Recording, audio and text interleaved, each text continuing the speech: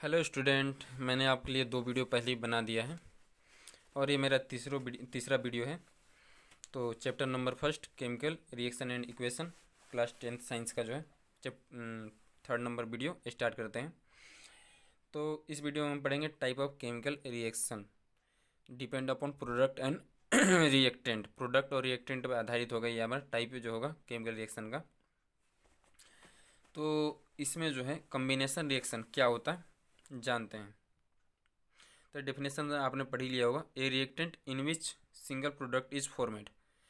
A reaction in which single product is formed from two और more reactant is known as combination reaction. तो combination reaction में क्या होता है, single product बनता है। क्या बनता है? Single product. दो या दो से ज़्यादा रिएक्टेंट हो उससे कोई दिक्कत नहीं है। रिएक्टेंट हमारे पास कितना भी हो पर प्रोडक्ट क्या बनेंगे? सिंगल बनते हैं। ठीक है, इसको समझाने के लिए मैंने एक नॉर्मली अपने तरफ से लिख दिया ए प्लस बी प्लस सी। मान के चलिए कोई हमारे पास ये कंपाउंड है। ठीक है, तो इनसे क्या बनेगा? सिंगल प्रोडक्ट बनेगा, एक ही प्रोडक्ट बनेगा। जैसे ए प्लस बी प्लस सी आपके 3 कंपाउंड हैं, इनसे मिले क्या बनेगा? ए बी सी, यानी सिंगल एक प्रोडक्ट जो है सिंगल बनेगा। या ए बी दो दो कंपाउंड हैं, उनको केमिकल रिएक्शन कराएगा तो भी सिंगल प्रोडक्ट देंगे ए बी। एग्जाम्पल में जैसे देखते हैं कि यहाँ पर हमारे पास क्या है, 2 प्रोडक्ट हैं और क्या दे रहे हैं? सिंगल प्रोडक्ट दे रहे हैं। हीट, तो हीट कोई प्रोडक्ट थोड़ा होता है। ठीक है, मैं बता रहा हूँ कि हीट निकलती है यहाँ पे, ऐसे लिखा जा सकता है, लेकिन ये प्रोडक्ट जो हमारा ये सिंगल ही है। ठीक है, इसे आप कहीं डबल प्रोडक्ट ना समझें। तो क्या होता है, क्विक लाइम जो हमारा चूना होता है उसमें अगर वाटर मिलाते हैं, क्विक लाइम में वाटर मिलाने के बाद हमारे पास क्या बनता है? कैल्शियम हाइड्रोक्साइड बनता है, जिसे हम क्या बोलते हैं? Slack lime. और हीट निकलती है, मैंने ये बताया था आपको पीछे। ऐसा कंडीशन में क्या होती है, चूना में जैसे पानी मिलाया आपने, इसका थोड़ा चेंज हो जाता है तो क्या बनता है? सिलिक लाइम बन जाती है और हीट बहुत मात्रा में निकलती है। ठीक है, तो इसीलिए इसे सावधानी से भी किया जाता है, खासकर घर रखने के लिए। गांव में जो है घर रंगने के लिए गांव या शहरों में भी इसका यूज़ किया जाता है। नेक्स्ट देखते हैं, कार्बन जो सॉलिड होता है, ठीक है, इसको ऑक्सीजन में, जब ऑक्सीजन जो गैस के रूप में होता है, इसके साथ रिएक्शन जब कराया जाता है तो CO2 गैस आपका बनता है। ठीक है, तो कार्बन जैसे आप मान सकते हैं कोयला, कोयला जो क्या होता है आपका? कार्बन का ही एक रूप होता है। तो कोयले को जो ऑक्सीजन में जलाया जाएगा, ठीक है, जब जलाया जाता है तो क्या बनता है आपका? CO2। ठीक है, यहाँ लिखा भी मैंने बर्निंग ऑफ कोल, यानी कोल जब जलता है तो CO2 बनता है। क्यों? क्योंकि कोल में कार्बन होते हैं और ऑक्सीजन के साथ जल के क्या बनता है? CO2। ओके, क्लियर हो गया होगा।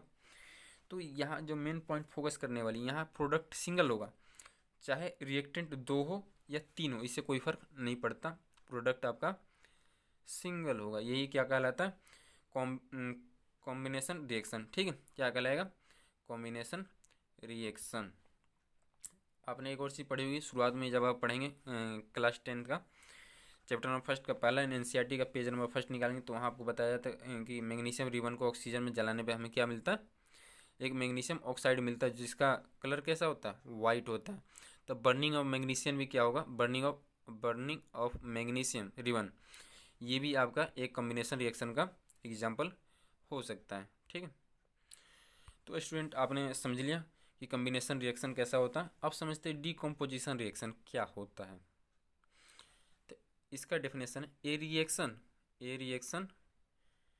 Reaction in which single reactant break down to give 2 और मोर प्रोडक्ट। देखिए यहाँ क्या है, पहले हम क्या थे? सिंगल प्रोडक्ट मिल रहे थे, तो अब क्या हो रहा है? सिंगल प्रोडक्ट नहीं, सिंगल रिएक्टेंट है, अब प्रोडक्ट बहुत सारे बहुत सारे मिल रहे हैं। ठीक है, जैसे आप देख सकते थे ये उल्टा हो गया ना। अब पहले क्या था? ए प्लस बी प्लस सी 3 थे, आपके 3 रिएक्टेंट थे, जिनसे मिलकर क्या बनता था? ए बी सी, कोई एक सिंगल प्रोडक्ट बनता था। अब ये उल्टा हो गया, अब जो प्रोडक्ट एक है, भले रिएक्टेंट एक है, अब प्रोडक्ट बहुत सारे मिल रहे हैं। ठीक है, आपके रिएक्टेंट जो होगा वो सिंगल होगा, अब प्रोडक्ट एक से या एक से ज़्यादा, मतलब 2 या 2 से ज़्यादा हो सकता है। एग्जाम्पल में जैसे मान लीजिए आपके पास कैल्शियम, लाइमस्टोन, मार्बल, यही से बोलते हैं कैल्शियम कार्बोनेट, तीनों नाम है। ठीक है, तो मार्बल कैल्शियम कार्बोनेट के जब आप हीट दे देना तो क्या हो जाता है? ये क्विक लाइम बनता है और ये कार्बन डाइऑक्साइड उसमें से निकलता है, गैस जो है कार्बन डाइऑक्साइड गैस निकलता है। तो यहाँ देखिए क्या है, आपके पास ये सिंगल रिएक्टेंट है, आपके पास सिंगल रिएक्टेंट से 2 प्रोडक्ट प्राप्त हो रहे हैं। तो दो या दो से ज़्यादा जब प्रोडक्ट प्राप्त हो सिंगल रिएक्टेंट से तो उसे बोलेंगे डिकम्पोजिशन रिएक्शन। इसको समझने के लिए, याद करने के लिए मैंने शॉर्ट ट्रिक दे दी यहाँ पे, आप चाहें तो इस शॉर्ट ट्रिक का यूज कर सकते हैं। ठीक है, तो बहुआ समझ में आ ही गया होगा क्या करने हैं। अगला चलते हैं एग्जाम्पल, अगला क्या चीज़ है टॉपिक पढ़ते हैं। ये जो एग्जाम्पल नंबर 2 है इसे आप खुद से समझ लीजिए। तब स्टूडेंट चलते हैं next 3rd number displacement reaction पे। तो क्या होता है इसका डेफिनेशन देखते हैं। इसका डेफिनेशन है a chemical reaction in which one element replace another element in A compound. ठीक है, तो इसमें क्या होता है कि एक केमिकल रिएक्शन होता है। ठीक है, इसमें एक एलिमेंट जो होता है किसी कंपाउंड के दूसरे एलिमेंट को क्या कर देता है, डिस्प्लेस कर देता है, इसीलिए इसे क्या बोलते हैं डिस्प्लेसमेंट रिएक्शन। जैसे मान लीजिए आपका कोई एक ये एलिमेंट है, ये कंपाउंड है, तो यहाँ जो है ए जो है एलिमेंट सी के साथ मिल गया और क्या किया, बी को डिस्प्लेस कर दिया, यहाँ ए ने बी को डिस्प्लेस कर ए सी बनाया है। ठीक है, यहाँ मैंने लिख भी दिया है कि ए ने बी को डिस्प्लेस कर क्या बना दिया, ये और एलिमेंट है, ये कंपाउंड है, दो से ज़्यादा इसमें है ना, इसलिए कंपाउंड है। तो यहाँ एलिमेंट ए सी के साथ मिलकर ए सी बना दिया और बी को क्या कर दिया, डिस्प्लेस कर दिया, इसीलिए क्या बोलते हैं, इसे क्या बोलेंगे, डिस्प्लेसमेंट रिएक्शन। समझ गए होंगे आप। तो एग्जाम्पल हम समझा ही देते हैं। यहाँ जो है NaOH आपको इसके सोडियम हाइड्रोक्साइड और हमने जो है हाइड्रोक्लोरिक एसिड, इन दोनों को रिएक्शन करा है, तो हमें क्या मिला, NaCl और H2O। तो आप फोकस कीजिए यहाँ पे कि यहाँ एलिमेंट भी हो सकता है और कोई दो कंपाउंड भी हो सकते हैं, उससे कोई दिक्कत नहीं है, डिस्प्लेसमेंट होना चाहिए। तो यहाँ सोडियम ने जो है यहाँ हाइड्रोजन का डिस्प्लेसमेंट कर क्लोरीन के साथ क्या कर लिया, रिएक्शन कर लिया। ठीक है, तो यहाँ सोडियम क्लोराइड बन गया, तो सोडियम क्लोरीन मिल गया, क्या सोडियम क्लोराइड बन गए और H का क्या कर दिए, डिस्प्लेस कर दिए। तो H क्या किया, H ऑक्सीजन और हाइड्रोजन के साथ मिलकर यहाँ पे H2O बना लिया। ठीक है, तो ये वाला H ये वाला OH मिलके H2O बना लिया आपस में, और नाइट्रोजन क्या कर दिया, हाइड्रोजन को डिस्प्लेस करके क्लोरीन के साथ बना लिया यहाँ पे। ठीक है, तो ऐसा एक और रिएक्शन देखते हैं। यहाँ तो दोनों को दोनों क्या थे आपके, कंपाउंड थे। ठीक है, पर जो है एक यहाँ पे लेते हैं एलिमेंट और यहाँ पे एक HCl जो लेते हैं, इनको क्या होता है, यहाँ जो एलिमेंट है Zn मीन जिंक जो होता है, यहाँ हाइड्रोजन को क्या कर देता है, हाइड्रोजन को डिस्प्लेस कर देता है और क्या बनाता है, ZnCl यानी जिंक क्लोराइड बनाता है और हाइड्रोजन गैस के रूप में बाहर निकल जाता है जब रिएक्शन कराते हैं तब।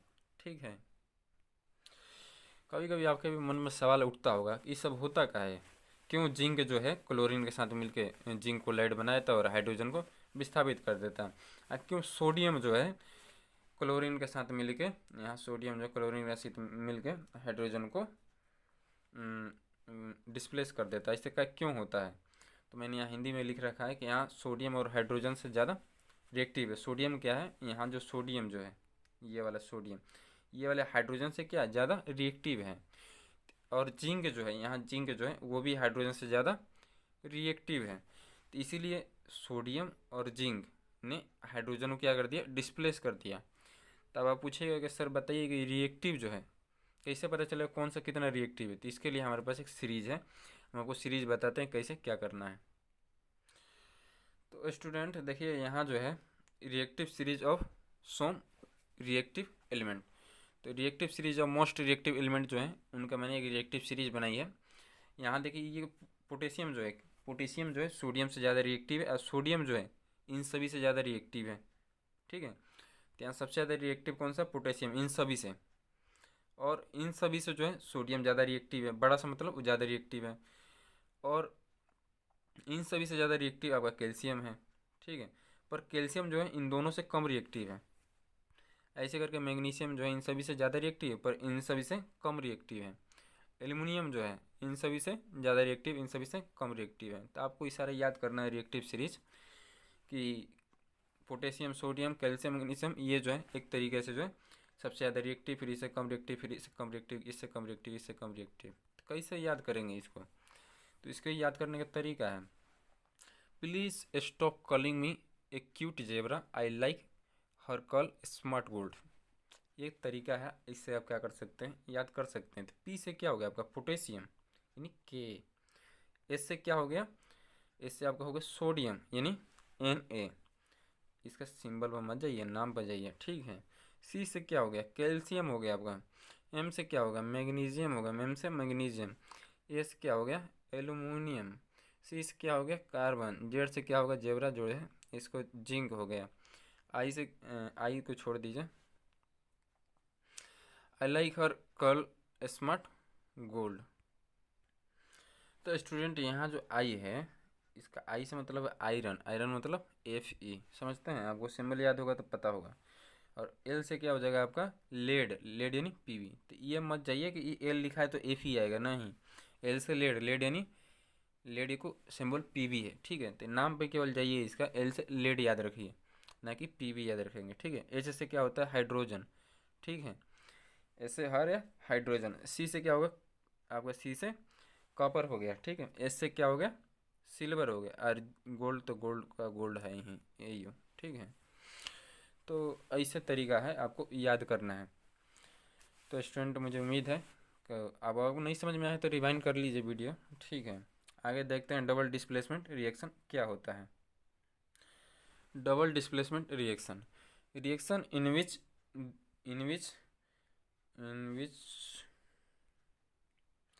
देयर इज एन, यहाँ थोड़ा लिख लीजिएगा, THERE है, ठीक है। थोड़ा हम लिख नहीं पाए, भूल गए हैं।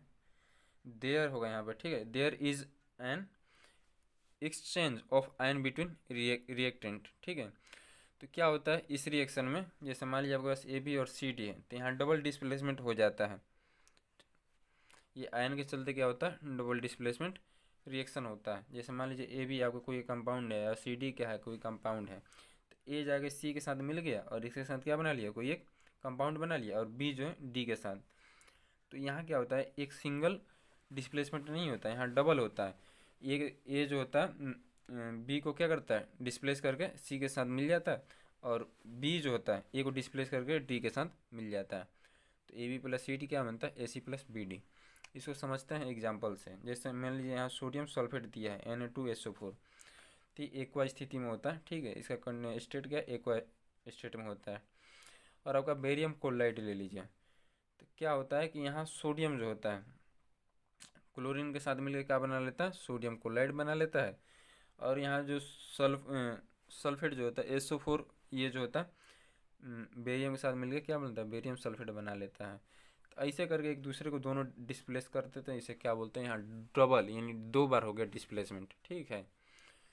तो आपको अगर कुछ नहीं भी समझ में आता है तो आपको ये फार्मूला समझ में ज़रूर आएगा, इसको आप याद रखेंगे तो बहुत आगे जाएंगे, ठीक है। अब बच्चों देखते हैं type of chemical reaction depend upon heat. तो अभी तक हमने जो भी पढ़ा तो वो भी टाइप ऑफ केमिकल रिएक्शन ही था, ठीक है। तो वो रिएक्टेंट और प्रोडक्ट पे आधारित था अभी, base on reactant and product, कितने रिएक्टेंट होगा कितने प्रोडक्ट होगा, इसे था। अब जो है हीट के डिपेंड पर हम देखते हैं टाइप ऑफ केमिकल रिएक्शन कितना हो सकता है। तो पहले जो हम लेना चाहेंगे वो है आपका एक्सोथर्मिक रिएक्शन। तो एक्सोथर्मिक रिएक्शन क्या होता है, इसे हम समझते हैं। पहले तो डेफिनेशन पढ़ते हैं। ए reaction in which heat is release called exothermic reaction, यानी ऐसे रिएक्शन रिएक्शन जिसमें क्या हो, हीट रिलीज हो। ध्यान रखिएगा इस बात में, एक्सोथर्मिक रिएक्शन केवल वही रिएक्शन होगा जिसमें रिएक्शन हो जाने के बाद क्या हो जाए, हीट या एनर्जी रिलीज हो जाए, यानी बाहर निकले, ठीक है। अब इसके लिए तो कोई शॉर्टकट नहीं है तरीका, लेकिन हाँ इतना समझ लीजिए हीट रिलीज होता है एक्सोथर्मिक में, ठीक है। और एक होता है इंडोथर्मिक, इंडोथर्मिक आगे है, मैं बताऊंगा इंडोथर्मिक। इसमें क्या होता है इसको मैं आगे बताऊंगा, पहले इसी को समझाता हूँ सही से। हीट रिलीज होगा, एग्जांपल समझिए। जैसे ग्लूकोज है, और जो ग्लूकोज के साथ ऑक्सीजन जब मिलता है तो क्या निकलता है, carbon dioxide plus H2 plus energy. ये प्रोसेस हम सभी इंसानों के अंदर होता है। हम लोग क्या करते हैं, ग्लूकोज मान लीजिए पी लिया और ऑक्सीजन ले लिया, अब तो क्या होगा, नाक से आपने कार्बन डाइऑक्साइड छोड़ दिया, जल आपके अंदर है ही, और एनर्जी रिलीज होती है। तो ये जो रिएक्शन होता है हमारे बॉडी के सेल के अंदर होता है। मुझे उम्मीद है आपको समझ में आया होगा, ये बॉडी के सेल के अंदर होता है। और यहाँ हीट जो होता है या एनर्जी जो होता है, हीट एनर्जी दोनों एक ही चीज़ है, ठीक है। रिएक्शन के अंदर हीट हीट एनर्जी जो है, हीट जो है एनर्जी का ही एक रूप है, ठीक है। तो एनर्जी हीट समझ में आ गया होगा। ऐसे ही यहाँ जो चूना होता है, चूना के साथ अगर पानी अब मार देंगे तो क्या हो जाएगा, सिलिक लाइम बन जाएगा और यहाँ भी हीट निकलता है। तो ये रिएक्शन हाथ बचा के किया जाता है। तो स्टूडेंट आगे देखते हैं इंडोथर्मिक। एक्सोथर्मिक हो गया आपका, इंडोथर्मिक में बढ़ते हैं। इंडोथर्मिक में क्या होता है कि ए reaction in which heat is observed, ठीक है। तो इसमें पिछले वाले में कहा था एक्सोथर्मिक में हीट रिलीज हो रहा था, अब क्या हो रहा है कि एक्सोथर्मिक में हीट ऑब्जर्व हो रहा है। इस रिएक्शन में क्या होगा कि हीट ऑब्जर्व होगा, ठीक है भैया। जैसे मान लीजिए आपके पास कैल्शियम कार्बोनेट है, इस रिएक्शन को कराने के लिए आपको इसको हीट देना पड़ता है। हीट को क्या करता है, ये ऑब्जर्व करता है, तब जाकर रिएक्शन होता है। तो आपने क्या किया, इसको हीट दे दिया, तब क्या होता है कि ये हीट लेने के बाद रिएक्शन स्टार्ट हो जाता है और क्या होता है, कैल्शियम ऑक्साइड बनता है और CO2 निकलता है। तो जब हम हीट देते हैं तो तब हम क्या बोलते हैं कि हीट ऑब्जर्व हुआ है, ठीक है, इस रिएक्शन के लिए। तो ऑब्जर्व होगा तो एंडोथर्मिक, और रिलीज होगा तो एक्सोथर्मिक रिएक्शन। तो उम्मीद है आपको समझ में आया होगा। तो स्टूडेंट आगे देखते हैं ऑक्सीडेशन रिएक्शन क्या होता है। इसको जो है अगले वीडियो में हम समझाएंगे, ठीक है, क्योंकि ऑक्सीडेशन के साथ रिडक्शन रिडक्स अभिक्रिया सारे समझाने होंगे। तो अभी पेज हम बनाए नहीं हैं, इसमें फ़ोटो खींच के कल हम आपको समझाएंगे।